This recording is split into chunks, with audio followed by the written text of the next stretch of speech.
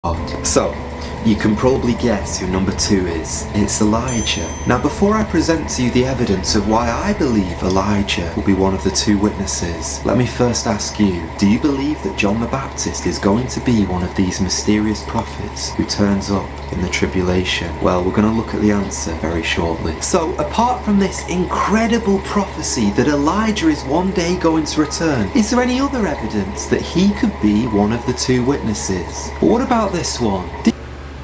Ito mga anak ko, anak, kasi nanay itong nagsasalita mga Junakis ko. Ang sinasabi nitong si Curbs, di ba? Si Curbs siya, na ang the 2 witnesses daw ay si John the Baptist and Elijah. Paano magiging 2 witnesses si John the Baptist? Tapos na yung kanyang era. Alalahanin natin ang mga witnesses o mga propeta na pinapadala ng Diyos ay umiiral sa kanilang tamang panahon. Ang panahon ni John the Baptist ay nauna sa panahon ng Panginoong Hesus. Ang kanyang role ay hawain o alisin yung mga sagabal o patagin ang daan na dadaanan ng Panginoong Hesukristo. At ang espiritu na sumasa kanya, yung espiritu ni Elijah, bumaba yon upang gampanan yung role. Kasi sabi, di ba, ang sabi, basahin natin. Did Elijah and John the Baptist the same? Great question, Parehas yan? Iisa lang yan. Pero yan ang 2 witnesses nitong si Curbs. FYI, parehas yan iisa. Si John the Baptist at saka si Elijah sa gampanin. Magkaiba sila ng katauhan pero iisa ang kanilang role, Iisa ang kanilang role. Tingnan mo. Ang sabi dito, great question, Elijah and John the Baptist are not the same person, but there is a deep spiritual and prophetic connection between them. Here is the breakdown of Bible and Jewish Christian tradition. Who was Elijah? Elijah was a prophet in the Old Testament. Makikita yan sa 1 King 17 at saka sa 2 King 2. He performed miracles and called Israel to repent and return to God. He was taken up to heaven without dying. 2 Kings 2:11, which made many believe he would return. So si Elijah, naniniwala ang marami na babalik siya. Kasi hindi siya namatay. Inakyat siya sa langit, buhay. Nakita yan ng kanyang apostol na si Eliseo. Who was the John the Baptist? Si John the Baptist sino? John the Baptist is the New Testament prophet who prepared the way for Jesus Christ. Ang role ni John the Baptist, hawain yung mga dadaanan ng Panginoon. Papatagin niya. So, yan ang kanyang role. He called people to repentance and baptized them in the Jordan River. Jesus said, among those born of women, there has not risen anyone greater than John the Baptist. In-exalt o itinaas ng ating Panginoong Jesucristo si Juan. Ang sabi niya, siya yung pinaka-greater sa lahat ng isinilang. And then, what's the connection between them? Prophecy of Elijah return. Ito yung Malaki 4:5. Malakyas 4:5. Behold, I will send you Elijah. Sabi niya, ipapadala ko sa inyo si Elijah, the prophet, before the coming of the great and dreadfully day of the Lord. So, papadala siya sa huling panahon. Sabi ganon, John came in the spirit of Elijah. So, pumunta raw, si Juan ay nangaral sa espiritu ni Elijah, ni Elias. Kasi si Juan, sabi dito, John came in the spirit of Elijah. Angel Gabriel told John's father, Zacarias.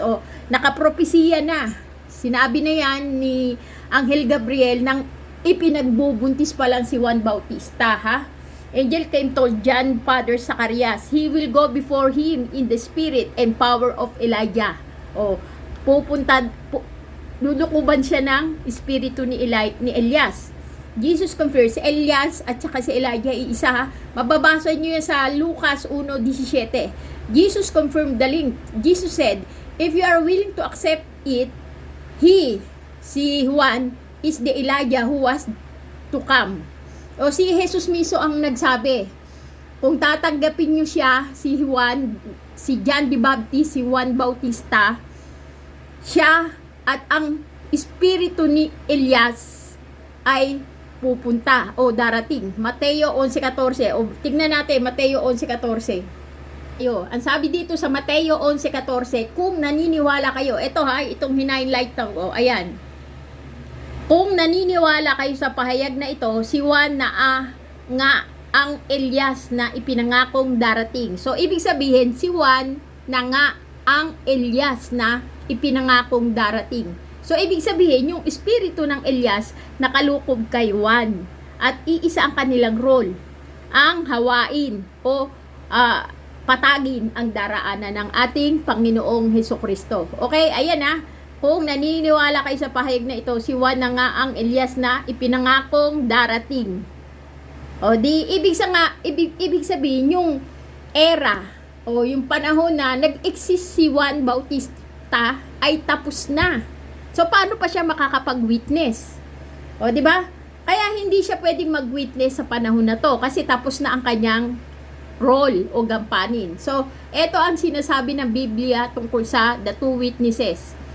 Bahala kayo, pero ito ay naaangkop sa panahon natin. Tandaan nyo, naaangkop sa panahon natin. Kasi may kanya-kanyang propeta sa bawat panahon, sa bawat era. Kaya nga sinabi, masdan nyo ang punong olibo. Kung ano ang nangyayari sa punong olibo, yun ay masasabi nyong panahon na nga. O, di ba? O, siyempre, sino ba yung punong alibo?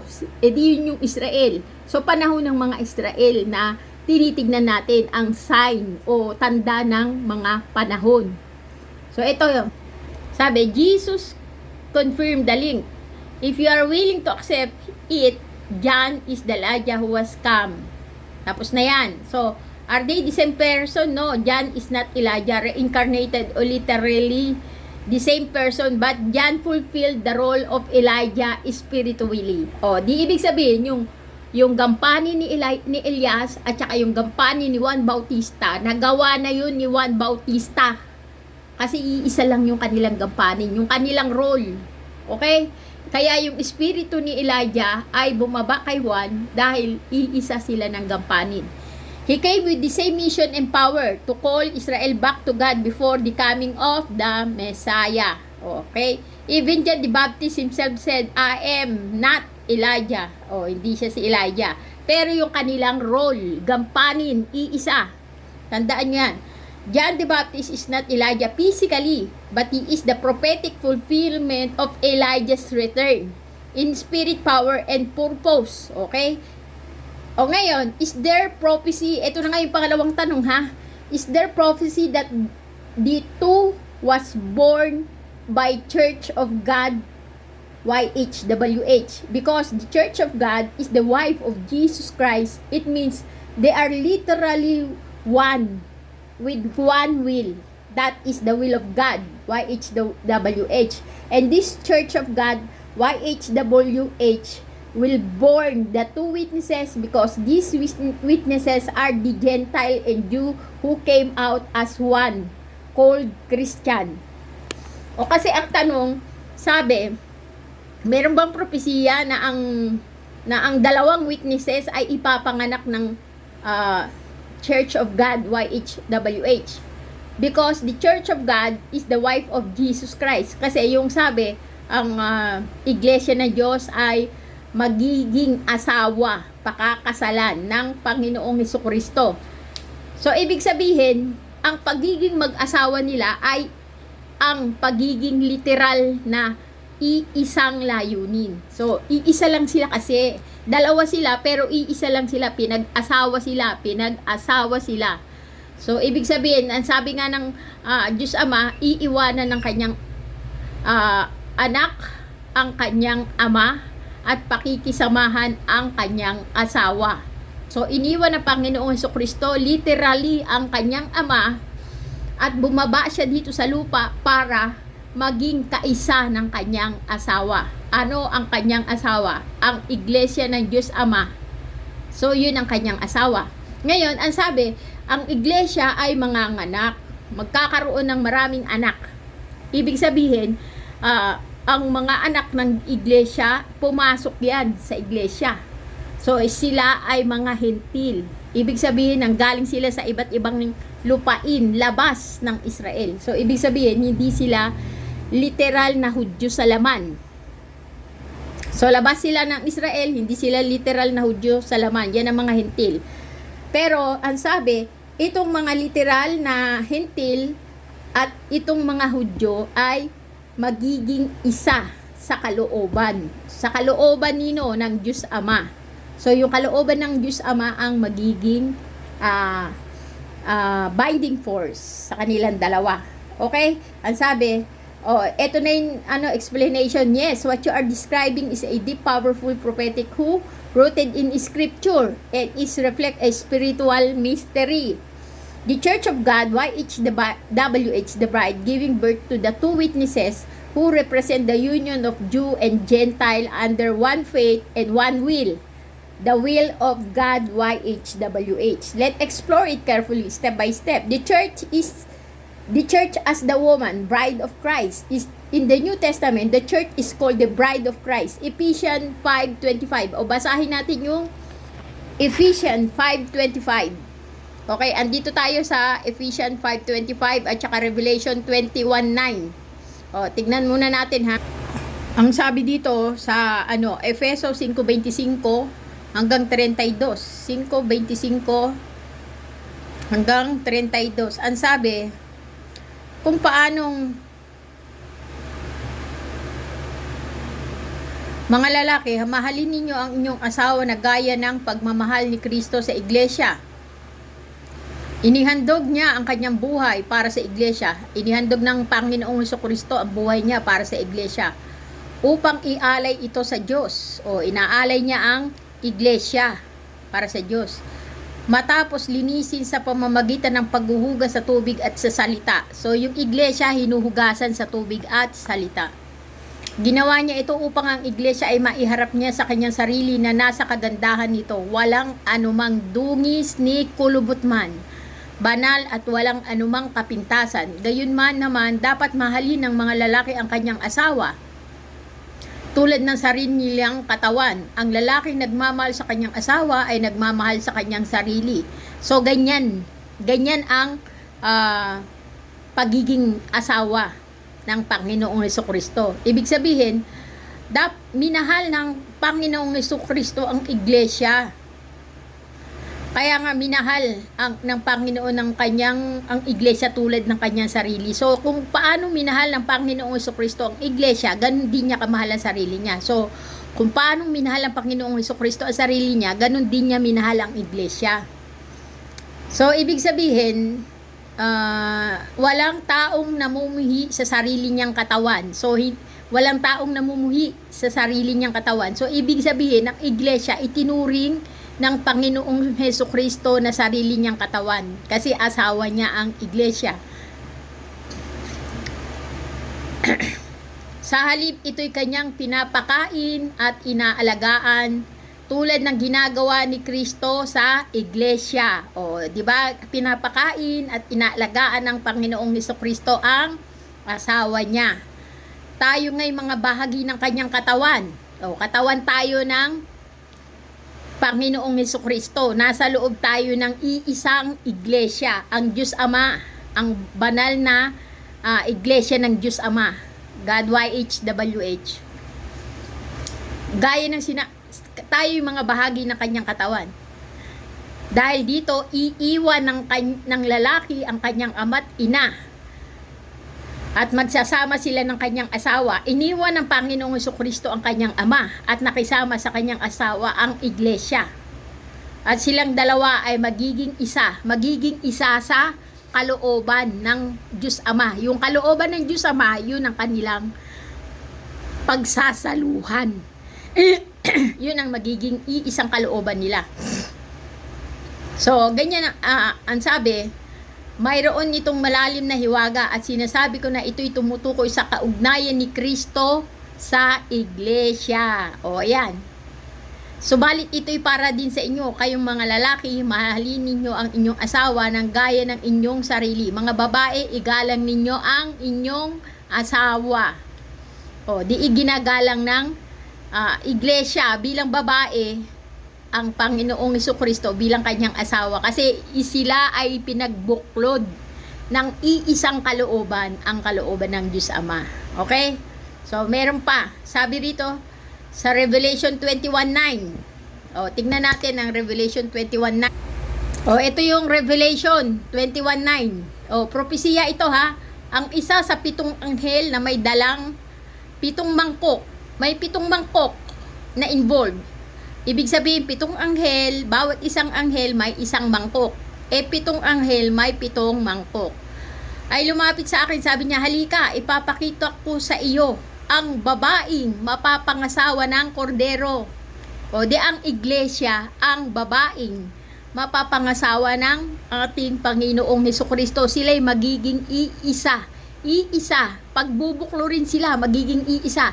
Ang mag-asawa, nagiging isa lang sila. Dalawa sila sa laman, pero isa lang sila sa kalooban.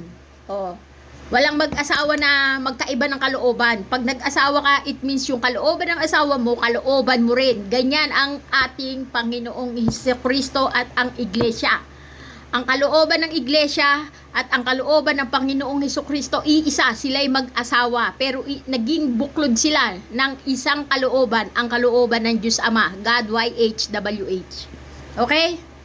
Ang sabi dito, the church is one with Christ. O, di ba ang iglesia ay naging kaisa ng Panginoong Hesukristo. Just as Eve came from the Adam's body, the two shall become one flesh. So, yung church ay naging isa. Ang iglesia nanggaling siya sa katawan ng Panginoong Hesukristo. Oh, yung pagiging buklod nila sa iisang katawan. Ang iglesia galing siya sa katawan ng Panginoong Hesukristo. Ang iglesia ay katawan mismo ng Panginoong Hesukristo. Okay? Kaya sila ay iisa. Nag-asawa sila, iisa sila sa iisang kalooban. Ang kalooban ng Diyos Ama. Okay?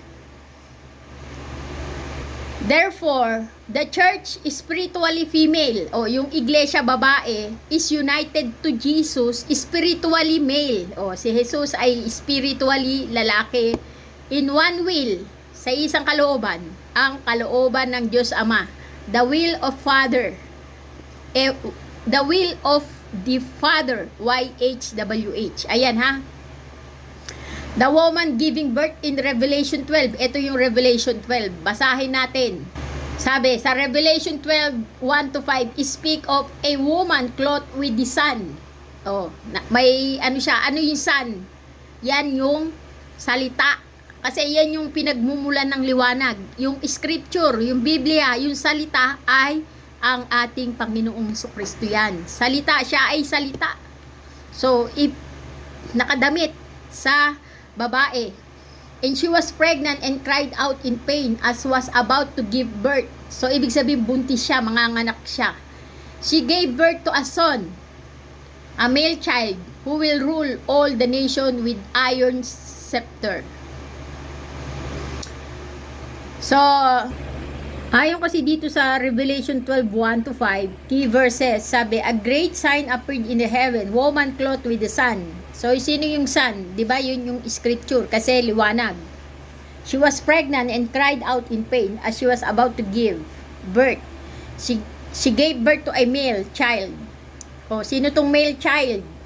Who will rule all the nation with an iron scepter, and her child was snatched up to God and to His throne.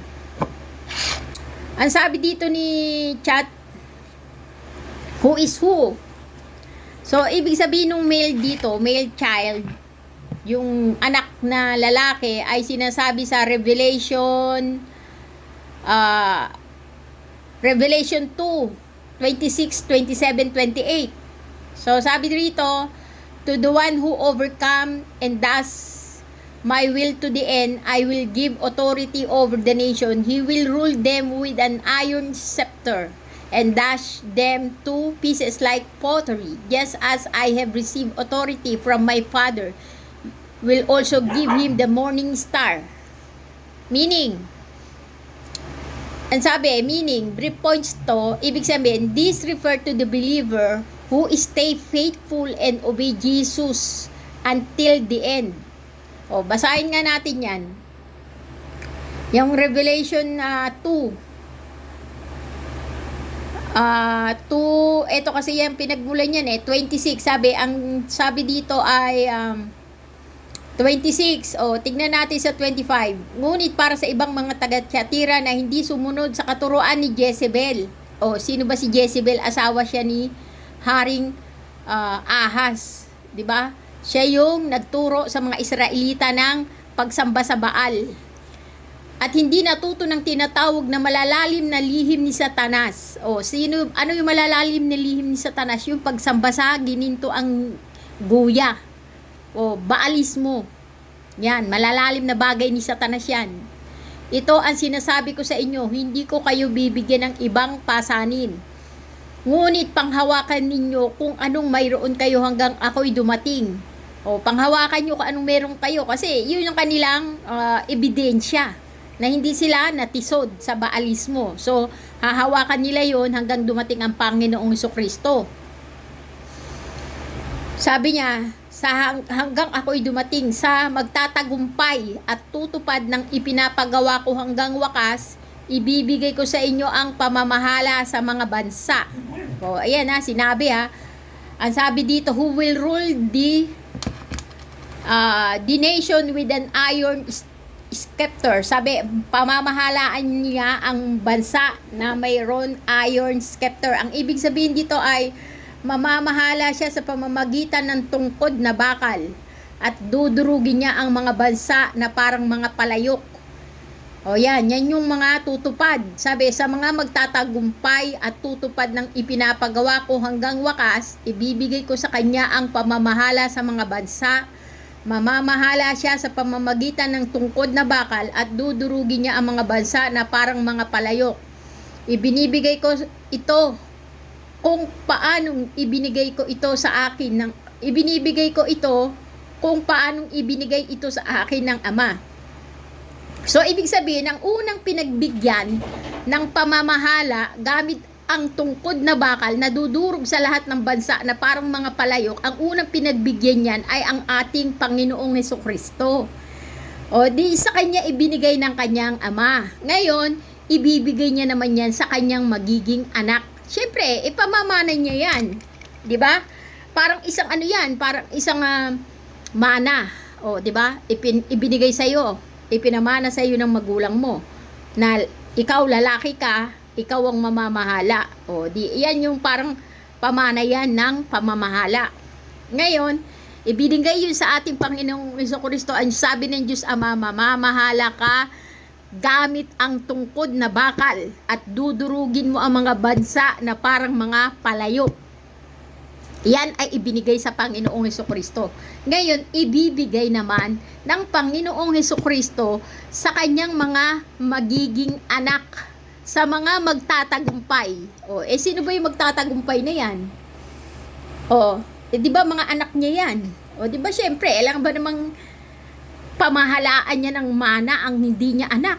O ang mga anak sa labas? Syempre, yung mga anak sa tunay ang bibigyan niya ng ganyang mana. Syempre, yung mga anak niya sa tunay niyang asawa, ang Iglesia ng Diyos Ama, YHWH. So, doon niya yan ibibigay. Pamamana niya yan sa mga magtatagumpay. Ang sabi niya, di ba? Sabi sa 26, sabi niya, Revelation 2:26, sabi niya, sa mga magtatagumpay at tutupad ng ipinapagawa ko hanggang wakas, ibibigay ko sa kanya ang pamamahala sa mga bansa. Mamamahala siya sa pamamagitan ng tungkod na bakal at dudurugin niya ang mga bansa na parang mga palayok. Ibinibigay ko ito kung paanong ibinigay ito sa akin ng Ama. O, di ba? Di ibig sabihin, ipinamamana niya rin sa magiging anak niya. Ibibigay ko rin sa mga magtatagumpay ang bituin sa umaga. O, sino ba yung bituin sa umaga? Di ba siya ang mismong Panginoong Jesucristo? O, eto kasi ang dyan, ang paliwanag dyan. Sabi, eto kasing sinasabi dito na meaning to the one who overcome, this refer to the believers who stay faithful and obey Jesus Christ until the end. I will give authority over the nation. Jesus promises that the faithful believers will reign with Him in His future kingdom. They will help govern or judge the nation with Him. So, sila'y mamamahala kasama niya. Sabi, rule them with an iron scepter. This means strong and righteous ruling. Tuwid na pamamahala. Just like how Jesus will rule when He returns. Psalm 2:9. It is a symbol of power and justice. So, kasi sa pagbabalik niya, basahin natin yung Psalm. Ito ang ibig sabihin ng awit 2:9. Ito yung pag-aasay ng Diyos Ama sa Panginoong Jesucristo. Ang sabi ng Ama sa Panginoong Jesucristo, dudurugin mo sila ng tungkod na bakal. Tulad ng paluyok, sila ay magkakabasag-basag. So, ayan yung sinasabi na ipinamamana naman ng Panginoong Jesucristo sa mga magtatagumpay hanggang sa bandang huli, sa kahuli-hulihan. Ang sabi pa rito, just I received the authority from my Father. So, lahat yan ay, yung otoridad na yan ay ibinigay sa kanya ng Ama at ipinamamanan niya naman sa magiging anak niya. I will give him the morning star. Sabi niya, ibibigay ko sa kanya ang bituing pang-umaga. The morning star is a symbol of hope, victory, and Jesus Himself. So, yung morning star o bituing pang-umaga ay si Kristo mismo yon. Simbolo yun ng pag-asa, tagumpay, at ang mismong Panginoong Jesucristo. Mababasa nyo yan sa Revelation 22:16. So, puntahan natin ang Revelation 22:16. Ang sabi niya rito, ito yung katunayan na si Jesucristo mismo yung bituing pang-umaga. Mababasa natin sa Revelation 22:16. Ako si Jesus ang nagsugo sa aking anghel upang ang mga bagay na ito'y ipahayag sa inyo na nasa mga iglesia. Ako ang ugat at supling ni David. Ako ang maningning na bituin sa umaga. Siya yung maningning na bituin sa umaga. So, ibig sabihin, ito ang summary, ang sumaryo. Kung ikaw ay faithful sa Panginoong Jesucristo hanggang sa kahuli-hulihan, ikaw ay maghahari na kasama niya sa kanyang tagumpay. At ibibigay niya mismo yung kanyang sarili sa iyo bilang iyong pinakamagandang rewards o gift. Ibig sabihin, bakit niya ibibigay yung sarili niya? Paano niya ibibigay yung sarili niya kung siya nga yung mismong bituing pang-umaga? So, ganito yan in-explain ganito. Dahil siya yung ibituing pang-umaga, yun yung pinaka-greatest reward sa mga magtatagumpay, sa mga anak niya. Ibibigay niya mismo ang kanyang sarili. Sabi ganito, if you stay loyal to Jesus until the end, He will reward you with power. You will help Jesus rule the nation and strength and justice, with strength and justice. Jesus will give you the morning star, meaning Jesus Himself and eternal victory. Bibigay niya mismo yung sarili niya. So, paano ibibigay ni Jesus ang sarili niya? Ito yung tanong. Paano ibibigay ni Jesucristo ang sarili niya sa mga magtatagumpay? Sabi, because Jesus is the greatest reward. When He say, I will give him the morning star, Revelation 2:28, He is promising to give Himself full relationship, closeness, and eternal life. Sabing ganon, He lives in them. In John 14:23, Jesus said, if anyone loves me, my Father love him. Kung sino man ang iniibig ako, iniibig din siya ng Diyos Ama. And we will come to Him and make our home with Him. At pupunta kami sa Diyos Ama at kami ay tatahan sa Kanya. So, tatahan, ibig sabihin, our home with Him. He personally dwell in the hearts of the faithful, now and forever. So, ibig sabihin, mismo sa puso mo, diyan tatahan ang Panginoong Jesucristo mula ngayon hanggang sa mga kahuli-hulihang panahon. So, in simple term, when you remain faithful, Jesus gives you Himself, His present power, love, and eternity with Him. Sabi niya ganon, I think it was eternal life with God, YHWH. Yes, you are absolutely right. Eternal life is ultimately with God, Father, YHWH. Because Jesus Christ is the bridge. When it's eternal life, that may know you, the only true God. Kailangan kilalanin ka, Diyos Ama, na nag-iisang mabuting Diyos. Mabuti at saka totoong Diyos. And Jesus Christ, whom you have sent. Mababasa yan sa 1:17:3, John 17:3. So, knowing the Father, God, YHWH, the true God, knowing Jesus, the one who was sent by God, YHWH. Yun ang ibig sabihin ng eternal life. Yung pagkakaalam mo sa Diyos Ama at yung pagkakaalam mo sa kanyang isinugo, ang Panginoong Hesukristo. Sabi, Jesus is the way to the Father. Sabi, si Hesukristo mismo ang daan patungo sa Ama.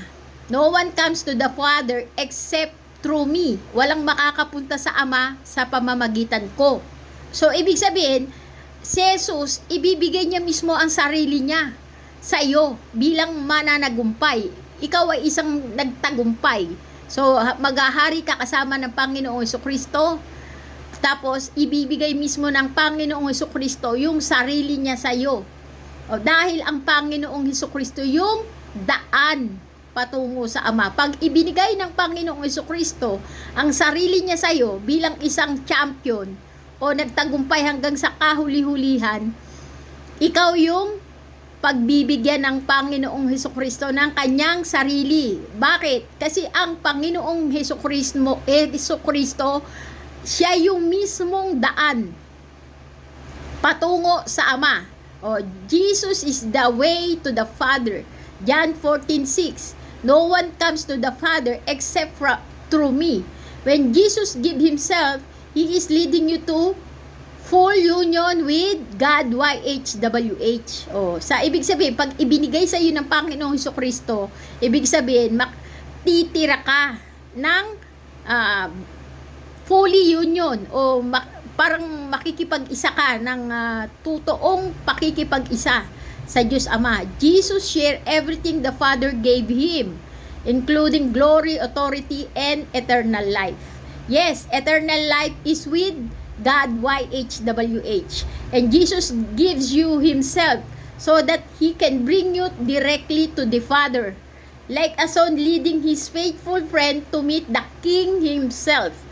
Yun ang magiging rewards mo. Yung pagbibigay sa iyo ng Panginoong Hesukristo ng kanyang sarili para makapunta ka sa Diyos Ama, para makatira ka, makasama mo ang Diyos Ama sa eternal life. Kung ano ang meron ang Panginoong Hesukristo, isi-share niya sa iyo yun.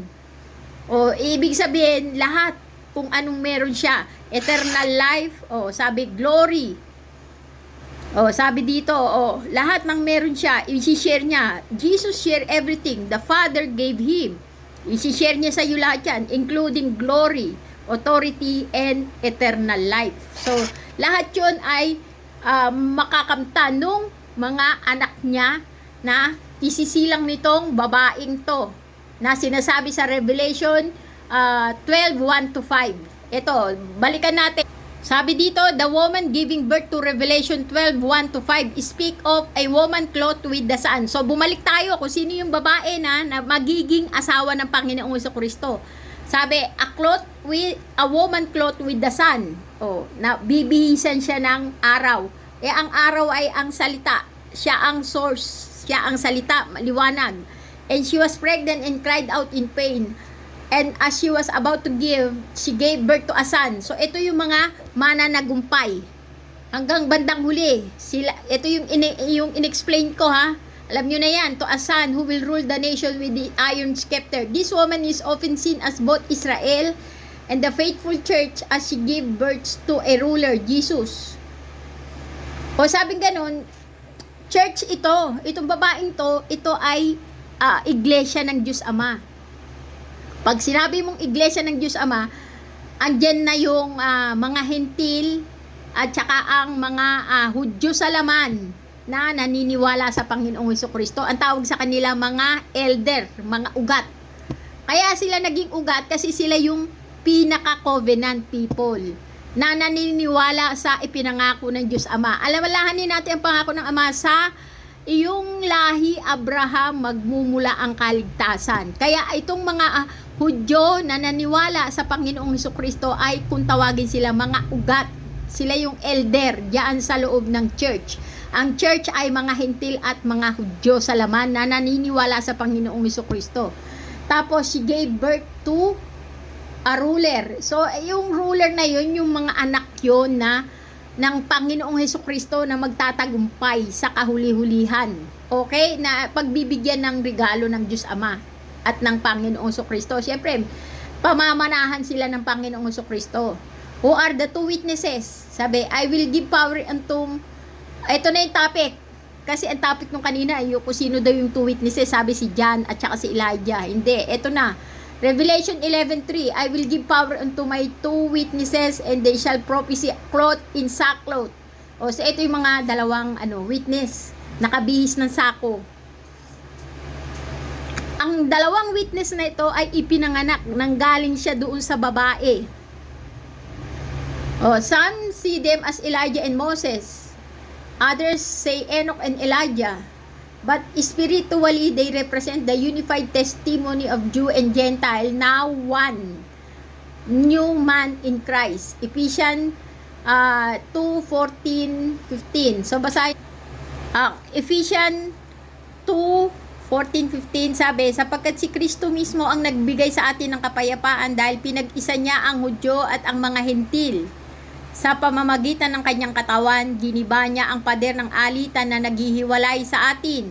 Pinawalang bisa niya ang kautusan, kasama ang mga utos at mga alituntunin nito upang mula sa dalawang lahi ay makalikha siya ng isang bagong bayan na nakikipag-isa sa kanya at sa gayon ay magkakaroon ng kapayapaan. So, yan yun. Etong ibig sabihin, spiritually, they represent the unified testimony of Jew and Gentile, now one with man in Christ. O, isang tao na sila. So, ibig sabihin, pumasok sila sa iglesia, Hentil at saka Hudyo. Ngayon, iniluwa sila ng iglesia, isang tao na lang sila. Ang tawag sa kanila, Kristiyano. Dahil pinagbuklod sila ng dugo ng ating Panginoong Hesukristo. The two witnesses could symbolize the full church bearing witness with the spirit of prophecy, which is the testimony of Jesus Christ. Revelation 9. The two witnesses could symbolize the full church bearing witness with the spirit of prophecy, which is the testimony of Jesus Christ. So, buhay na testimonya sila. Ang dalawang witnesses na to ay buhay na testimonya ng Panginoong Hesukristo. Ito yung buhay na testimonya ng Panginoong Hesukristo. Nagpatira po ako sa kanyang panan upang sambahin siya. Sino to? Yung sinasamba. Ito yung anghel. Sinasamba siya ni Juan. Pero sabi, wag mo kong sambahin.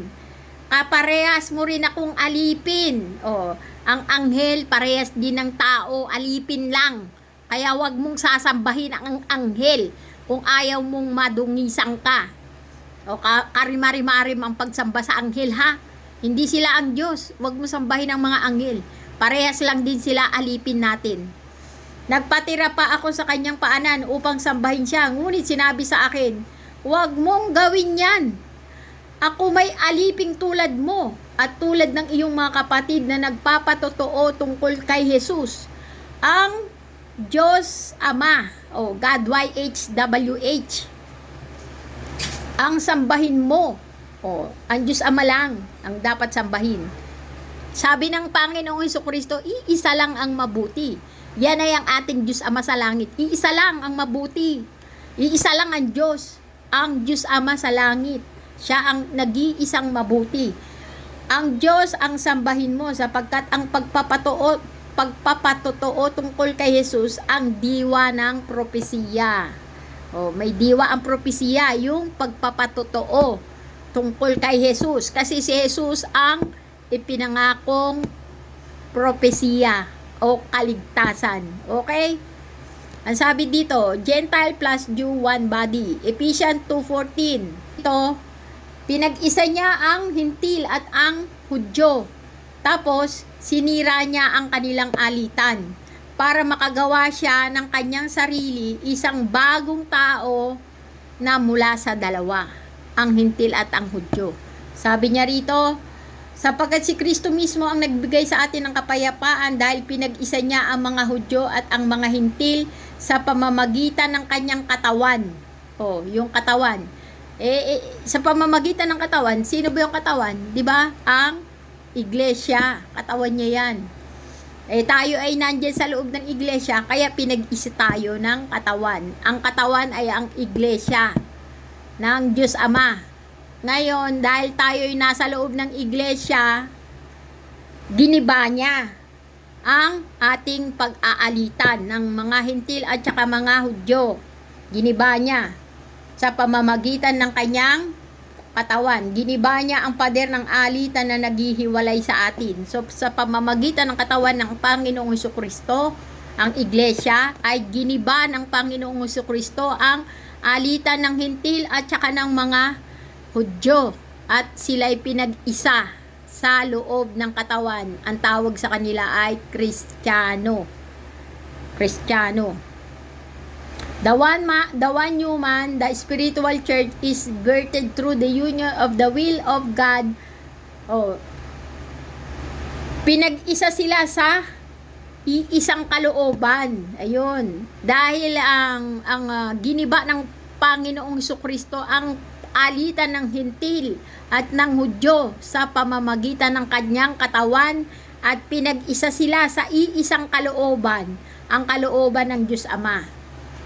Through the union of the will of God, through Christ and His body, the church made of both Jew and Gentile. So, ibig sabihin, yung katawan ng Panginoong Hesukristo ay mga Hudyo at Hintil. At yung katawan na yan, naging isa, naging compact, naging isa. Yung dalawa naging isa sa iisang kalooban, ang kalooban ng Diyos Ama. So, the Church of God, YH United. So, ang Iglesia ng Diyos Ama, God YHWH, ay nagkaisa. Pinag-isa ng ating Panginoong Hesukristo na isilang ang dalawang witnesses o dalawang saksi. Dahil doon sa pagkakaisa na yun, naisilang ang dalawang saksi.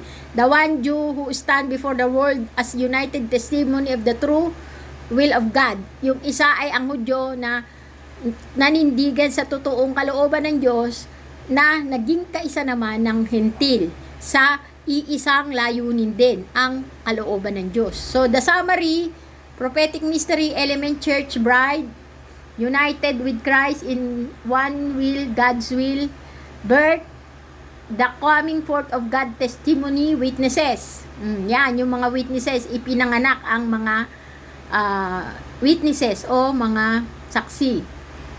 The two witnesses, Jew and Gentile Christian, as one prophetic body.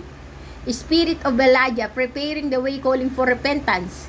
Spirit of Moses, declaring the law and judgment of Christ. So, ito kasi yung mga espiritu na lulukob dun sa dalawang witness na ipapanganak ng iglesia. Yan yung espiritu ni Elijah na naghahanda sa daanan, calling para, ano ba yung daanan? Pupuliduin. Ibig sabihin, pagsisisihan. Yung mga kasalanan, pag pumasok ka dyan sa body of Christ, magsisisi ka sa kasalanan, tatalikdan mo yan, iiwanan mo yan, yan yung espiritu ni Elias. Espiritu ng pagsisisi. Ito naman ang espiritu ni Moises, declaring the law and judgment of God. Their death and resurrection reflect the suffering and vindication of the church. If you want, so ibig sabihin, yung ang iglesia ng Diyos ang mga nganak sa dalawang saksi na ito.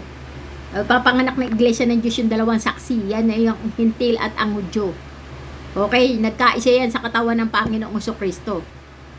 Sila yung mga anak ng Panginoong Hesukristo na pinangakuan niya na maghahari na kasama niya, na gamit ng paghaharing gamit ang tungkod na bakal na babasag sa palayok.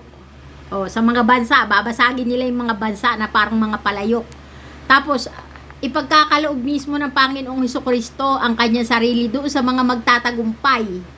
O, di ibig sabihin, ang kanyang sarili, ang Panginoong Hesukristo, lahat ng ibinigay ng Diyos Ama sa kanya, kapangyarihan, buhay na walang hanggan, authority, eternal life, ano pa ba?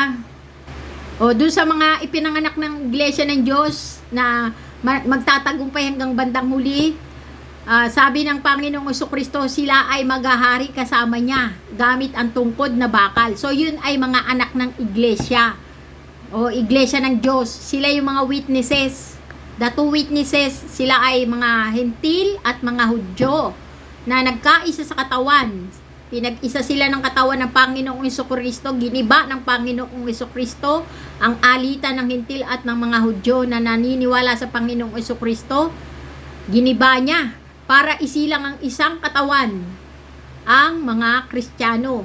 Pero ang mga witnesses nito ay mga Hudyo at mga Hentil na magiging saksi sa kalooban ng Diyos Ama. Sila ay magiging saksi sa kalooban ng Diyos Ama. Nagkaisa sila sa kalooban ng Diyos Ama, pero sila ay magiging saksi. Mga witnesses sa kalooban ng Diyos Ama. Ang iwi-witness nila yung kalooban ng Diyos Ama na ibinigay niya sa Panginoong Hesukristo. Di ba? Binanggit ko na kanina yon. Ano ba yung kalooban ng Diyos Ama? Ano ba yung pagpapatuot-tuo ng Panginoong Hesukristo? O, di ba? Ang sabi, huwag kang sasamba sa mga anghel. O, yan. Pagpapatotoo yan ng kaloob ng propesiya ng Panginoong Hesukristo. Huwag sasamba sa mga anghel. Bawal yan. Jesus is the way to the Father. Ngayon, doon sa magtatagumpay na mga witnesses na to, sa mga magtatagumpay, ang sabi ng Panginoong Hesukristo, kayo ay maghahari, kasama ko, uupo kayo. Tapos sabi, ibibigay ko ang sarili ko sa inyo. O di ibig sabihin, mga anak niya ito. Mga anak ng Panginoong Hesukristo to. Kasi pamamanahan niya ng mga, yung lahat ng ibinigay ng Diyos Ama sa Panginoong Hesukristo, isi-share niya yan. O, isi-share niya yung glory, yung authority, and eternal life. Pero, ang totoo, pag ibinigay sa iyo ng Panginoong Hesukristo ang sarili niya, ikaw ay makakapunta sa Diyos Ama. Yung eternal life, yun ang mahalaga eh. Yung eternal life. Sabing ganon, I am the way to the Father. No one else. Wala na. Ako lang ang daan. Ako ang daan, ako ang pinto, ako ang hagdan. Wala nang iba. Pag ibinigay sa iyo ng Panginoong Hesukristo ang sarili niya sa iyo, ibig sabihin makakadaan ka sa hagdan, makakadaan ka sa pinto, makakadaan ka sa tulay. Papunta sa eternal life. Ano yung eternal life? Yun yung papunta sa piling ng Diyos Ama. O, di isi-share sa iyo ni Kristo ang kanya, kung ano yung ibinigay ng Diyos Ama sa kanya, glory, authority, and eternal life. Pagka ikaw ay nakapunta sa piling ng Diyos Ama. Okay? Siya kasi ang tulay, daan. O, hagdan, pinto, wala nang iba, siya lang. Kaya pag ibinigay sa iyo ni Kristo ang kanyang sarili, ibig sabihin, may chance ka na makapunta doon sa eternal life. Ay, sino ba yung eternal life? Ang Diyos Ama yun eh. Dapat isa lang ang Diyos. Isa lang ang mabuti. Siya ang ating Diyos Ama. Pag ikaw, ibinigay ni Kristo sa iyo yung kanyang sarili, si Kristo kasi ang daan, ang kaligtasan, ang pintuan, ang hagdanan. Di ibig sabihin, meron kang chance. May pagkakataon ka na makapunta sa eternal life. Yung source of life. Yung source of life. Sino yung source of life? Di ang Supreme Creator, ang Diyos Ama. Ang nag-iisang Diyos. Di ba? Ang nag-iisang mabuting Diyos Ama. God, YHWH. Yan ang dead end.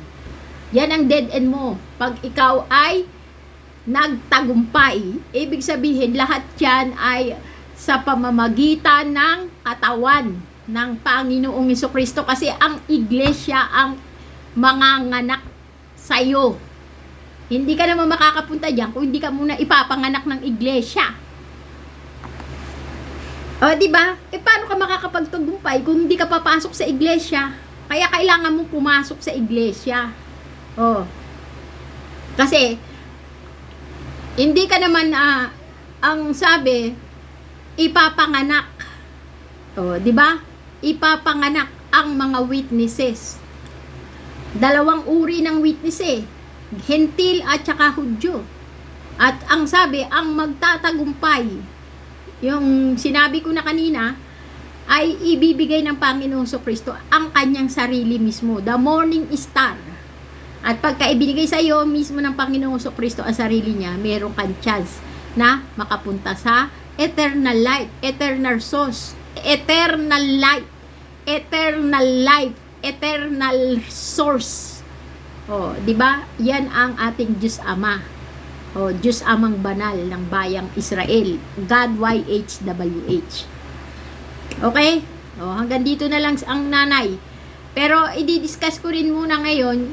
Ay, wala na 10 minutes na lang Kasi, ang sabi dito, yung 7-day Adventist, ang sabi nila, ang dalawang witness daw ay yung lumang tipan at ang bagong tipan. Paano magiging witness ang lumang tipan at bagong tipan? Sinabi nga ng Panginoong Kristo, ako ang salita.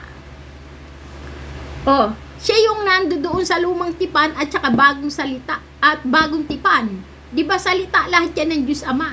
Ang lumang tipan at saka bagong tipan, sabi kung hindi sana nagkulang ang lumang tipan, di wala na sanang bagong tipan. Kaso may pagkukulang ang lumang tipan. Ibig sabihin, ang lumang tipan lang yun sa laman. Nililinis niya ang laman para maging karapat-dapat sa bagong tipan. Ang tipan sa espiritu. O, di ba?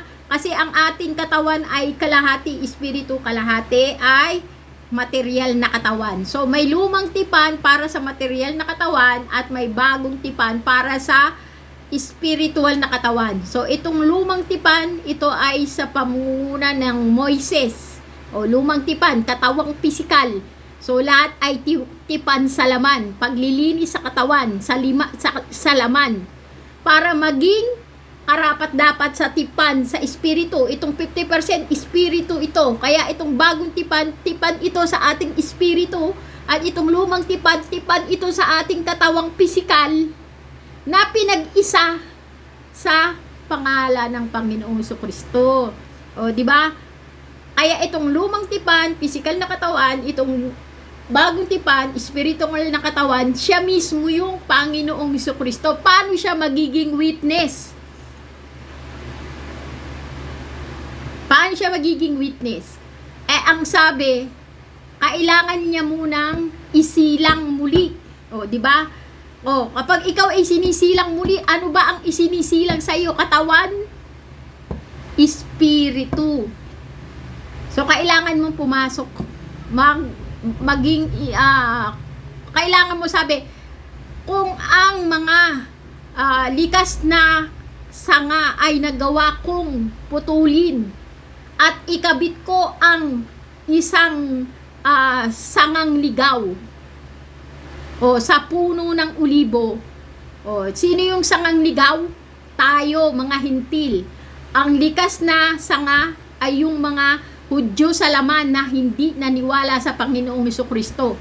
Sino yung punong ulibo? Ang Panginoong Kristo yung puno. Pero may ugat ang mga elder o mga Hudyo na naniwala sa Panginoong Kristo. Sila kasi yung pinagkalooban o naging covenant people. Sa kanila ipinangako ang kaligtasan. Pero dahil likas na matigas ang kanilang ulo, inalis yung mga Hudyo na ayaw maniwala sa kaligtasan ng Panginoong Kristo, inalis at inilagay yung mga hentil o mga olibong ligaw, sangang ligaw, para maging kaisa ng katawan ng ulibo. Ang katawan ng ulibo, ang Panginoong Kristo. Kailangan nating maging kaisa ng katawan. Ang katawan ay ang iglesia ng Diyos Ama. Kailangan nating maging kaisa ng iglesia para tayo masabi na katawan ng Panginoong Kristo. Kailangan natin pumasok sa katawan ng Panginoong Kristo. Paano tayo maliligtas kung hindi tayo papasok mismo sa katawan, ang ulibo, ang Panginoong Kristo? So, kailangan natin maging miyembro. maging miyembro ng iglesia ng Diyos Ama. Ang katawan ng Panginoong Hesukristo, yun ay ang iglesia ng Diyos Ama. Siya yung katawan. Kailangan natin pumasok doon para maging isilang tayo sa Espiritu. Isilang tayo sa Espiritu para maging isang bagong tao sa Panginoong Hesukristo at para maging saksi sa propesiya ng kalooban ng Panginoong Hesukristo, ang kalooban ng kanyang pagkakanaririto. Ipinanganak siya, ipinadala siya ng Diyos Ama para maging saksi ng Ama. Ganun din tayo, kailangan natin pumasok sa kanyang katawan para maging saksi tayo ng Panginoong Hesukristo, maging anak ng Panginoong Hesukristo na pamamanahan niya ng kanyang katawan. Ang kanyang katawan ay ang daan patungo sa iisang liwanag. Ang source of light, eternal life. Yan ang ating Diyos Amang Banal. Ang God YHWH. Okay, naintindihan nyo? So, ipinasusubilian natin yung testimonya ng Seventh-day Adventist na yung lumang tipan, bagong tipan daw ang two witnesses. Ewan. Pero, ang lumang tipan ay sinabi nga ng Panginoong Kristo, ako ang salita. Siya yung salita eh. May salita. Siya. Yung tipan, salita yan. Lumang tipan, lumang sa salita yan sa laman.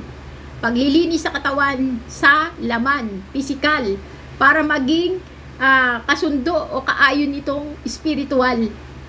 Ang spiritual naman ay bagong tipan, tipan sa espiritu, mga salita ng Panginoong Hesukristo. Pinagkaisa, kailangan natin pumasok sa kanyang katawan. Ang katawan ang magsisilang sa atin. You must be born again in the spirit. Hindi ka naman pwede isilang uli sa katawan o papasok ka uli sa puki ng nanay mo. Hindi. Kailangan mo pumasok sa katawan ng ating Panginoong Hesukristo, ang iglesia, para isilang ka muli sa espiritu. Ang iglesia ng Diyos Ama, yan ang katawan ng Panginoong Hesukristo. Kailangan kang pumasok diyan para maisilang ka muli sa espiritu, maging isang buhay na witness sa patutuo ng Panginoong Hesukristo. So hanggang dito na lang inyong nanay, babush.